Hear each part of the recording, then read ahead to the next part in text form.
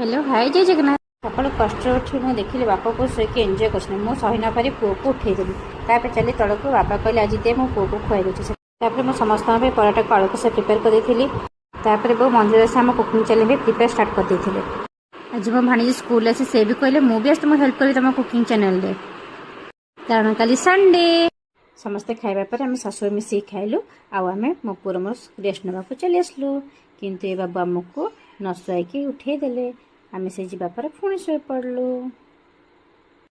एवं आम दीज उठे गुड इवनिंग समस्त कहल तल को चलू मुझे चली धूप देवा पुओ चलला खेल मुझे धूप लगेदेली